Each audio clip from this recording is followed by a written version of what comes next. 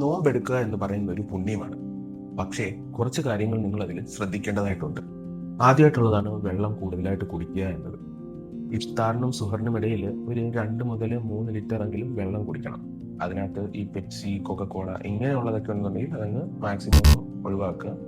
പിന്നെ കാപ്പി കുടിക്കുന്നവരുണ്ടെന്നുണ്ടെങ്കിൽ കാപ്പി കൂടി കുറച്ചൊന്ന് കുറയ്ക്കുക. കാര്യം അമിതമായിട്ട് ഇത് ചെന്ന് കഴിഞ്ഞാൽ നമുക്ക് യൂറിൻ പ്രൊഡക്ഷനും അമിതമാവും. അപ്പോൾ നമ്മുടെ ശരീരത്തിന് ഡീഹൈഡ്രേഷനും സംഭവിക്കും. അടുത്തതായിട്ട് ഓർക്കേണ്ടത് നോമ്പ് മുറിക്കുന്ന സമയത്താണ്.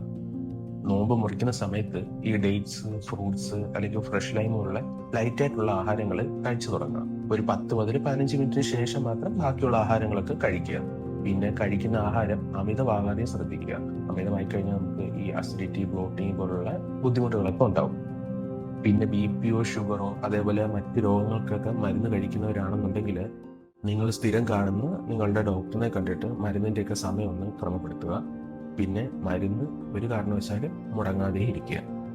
പിന്നെയെന്ന് പറഞ്ഞാൽ നോമ്പെടുക്കുന്ന സമയത്ത് അമിതമായിട്ട് ക്ഷീണമോ അല്ലെന്നുണ്ടെങ്കിൽ തലകറക്കമോ അല്ലെങ്കിൽ നെഞ്ചുവേദനയായിട്ടോ അങ്ങനെ വല്ലതും എടുക്കുകയാണെന്നുണ്ടെങ്കിൽ നോമ്പ് മുറിക്കുന്നത് മടി കാണിക്കാതെ ഇരിക്കുക. നോമ്പ് പുണ്യം എന്നതുപോലെ തന്നെ നമ്മുടെ ആരോഗ്യം ശ്രദ്ധിക്കേണ്ടത് നമ്മുടെ ഒരു ഉത്തരവാദിത്വവും കൂടെയാണ്. എല്ലാവർക്കും എൻ്റെ ഒരു നല്ല റംദാൻ നാളുകൾ ആശംസിക്കുന്നു. അപ്പോൾ അടുത്ത വീഡിയോ കാണുന്നവരെ